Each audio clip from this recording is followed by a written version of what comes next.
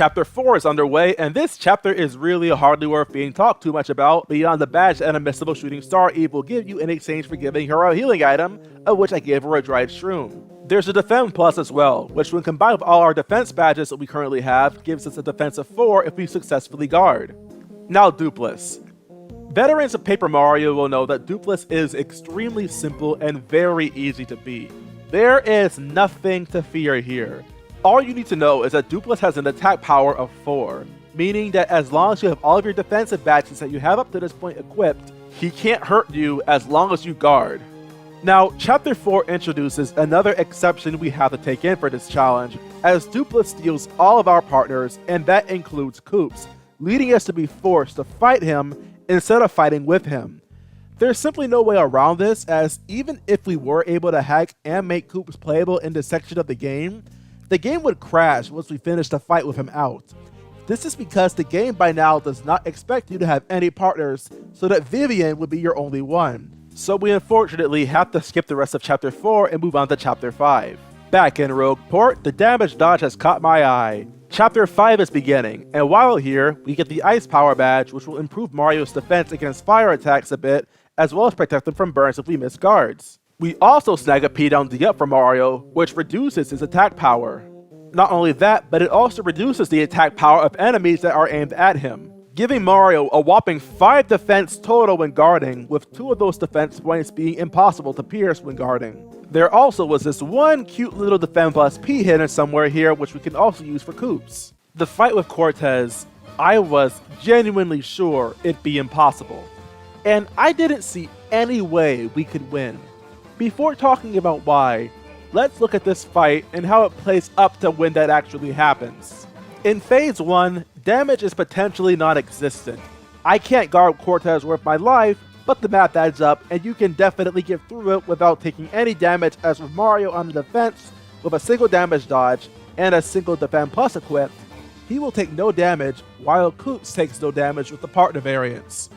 The second phase where Cortez can charge his attack is more problematic, but you still should never actually die here, as while the charge will hurt a lot, you have the attack power with Power plus Peace equipped to KO him in 5 turns, giving him only 2 turns to attack you.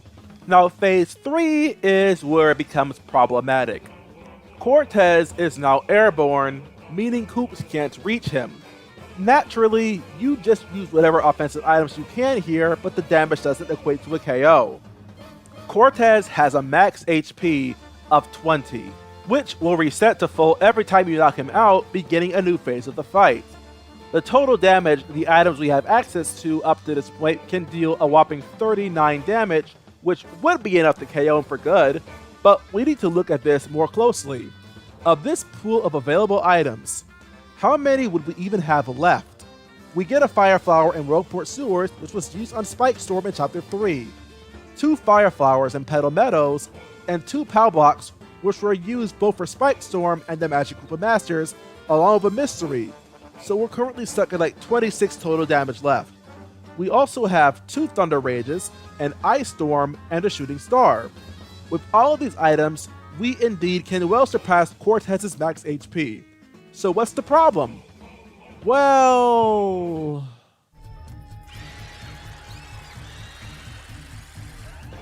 yeah, once his HP falls to 10 or lower, he will consume the souls of the audience, which very well will max his current HP out. I was able to form a sentence about a freaking Pirate King spirit eating the souls of the audience in a Mario game. I freaking love Paper Mario! But yes, because of this mechanic, he effectively has a max 30 HP in his final phase, so the 26 damage we potentially can deal to KO him isn't even enough. Seeing this, I felt like the only way that this fight could even be doable was by super guarding Cortez's head 30 times, as it was the only way Koops could finish him off, let alone even touch him. Even though I crafted my rules specifically because I knew this was waiting for me, I couldn't help but be disappointed seeing this was impossible to do. At least, I thought it was impossible, before my friend Warspy King came up with a strategy involving using the Ice Storm's small chance to freeze Cortez and keep him from healing in the middle of his 3rd phase. It was genius. By using the remaining Shooting Star and then the Ice Storm, he'll be frozen with 11 HP remaining. Once he's frozen, you just have to use 2 Thunder Rages, dealing 10 more damage. He will be left with 1 more HP, but it doesn't end there. Whenever anyone is frozen, they will receive a single point of damage from thawing out, meaning we deal just enough damage to KO Cortez in a fight that took significantly less time to complete. As for how I ended up beating Cortez, well, yeah, at the time I thought I had no choice but to super guard and sit through all the weapons attacking me too. I ended up getting tossed a boost sheet by the audience, which was also really important for much later in the game. But I was also poisoned by the hook, so I had to make a decision. Did I give up, or use the slow shroom I brought out of fear that this would have happened?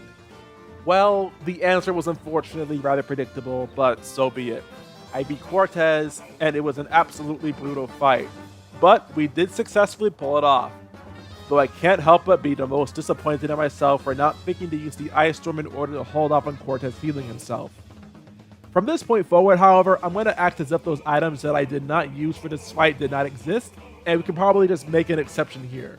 On the bright side, at least Lord Koopa was easier. I mean, yeah, there was a nagging feeling of missing a single guard and then being left completely helpless as he continued to body slam me to death, but that never happened. Though as luck would have it, I ran out of FP attacking Lord Koopa because I kept using Power Shell since I wanted to attack both his X-Nuts and him in the same turn, and I end up not having enough FP for the final phase where he can attack and call them back every time they get knocked out. All of a sudden, the Star Spirits hear my wish and I get an FP bingo, restoring my FP to max, and I can win this fight without any trouble afterwards. Chapter 5 ends, Chapter 6 begins. With Bobbery as a new partner, we can grab the Ultra Stone, allowing us to rank up Koops to his maximum power and learn Shell Slam, which is Power Shell, with twice the FP cost, an extra point of damage, and defense piercing capabilities. Now within Chapter 6, we get the boss Smorg, which wasn't awful, but wasn't good either. Like, with all the badges you have available, it's absolutely possible to get past without taking any damage, but I have a really hard time guarding the front Miasma swipe. Just charge a bunch, deploy a Thunder Rage, and let the damage just bloom.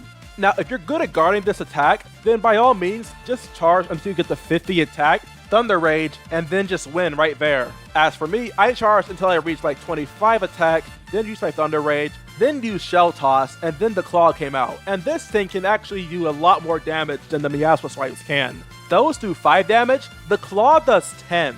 Fortunately, however, Smorg does not have infinite defense when the Claw is out, he only has a single point. So from there, I just spam Shell Toss and then super guard the Claw and I win just like that. Sorry, not sorry. I admit that I'm not good at this game anymore.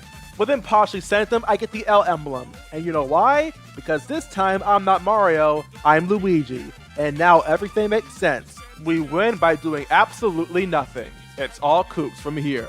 Penultimate Chapter 7 is starting now.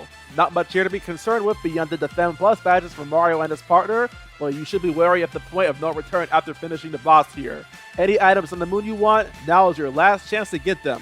I will concede that I cheated in the fight with the 2 Elite X-Nuts because the abilities knock Koops down after hitting him with a stopwatch, but please understand. There is also some Feeling Fine badges to grab, but I hate fixing stuff, so I instead got them my own way instead.